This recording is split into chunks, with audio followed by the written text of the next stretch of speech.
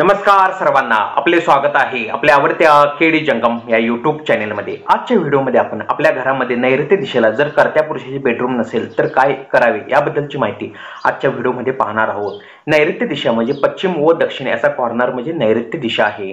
नैऋत्य दिशा ही पृथ्वी तत्वाची म्हणजे स्टेबिलिटीची म्हणजे स्थिरतेची दिशा मानली गेली आहे।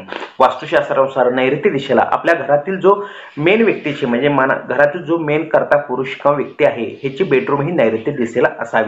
कारण दिवसभर काम केल्यानंतर जर घरातील कर्त्या पुरुषाने जर नैऋत्य दिशेच्या बेडरूम मध्ये रात्री झोपल्यास त्याला शांत झोप मिळते व समाधान देखील लाभते।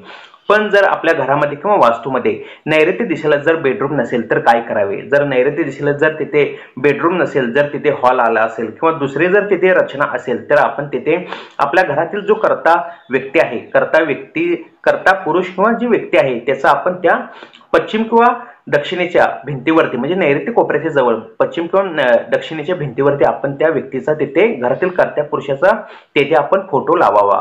फोटो असा लावावा की त्याचे म्हणजे पश्चिम दिशेच्या भिंतीवरती जर फोटो लावला तर त्याचे तोंड हे पूर्व दिशेला होईल व दक्षिण दिशेच्या भिंतीवरती जर फोटो लावला तर त्याचे तोंड हे उत्तर दिशेला होईल। त्यामुळे जर नैऋत्य दिशेला जर बेडरूम नसेल तर घरातील कर्त्या व्यक्तीचा फोटो हा नैऋत्य कोपऱ्यामध्ये किंवा पश्चिमेच्या कॉर्नर किंवा दक्षिणेच्या कोपऱ्यावरती हा फोटो आपण तेथे लावावा। त्यामुळे तिथे घरातील कर्त्या व्यक्तीचा तिथे वास होईल।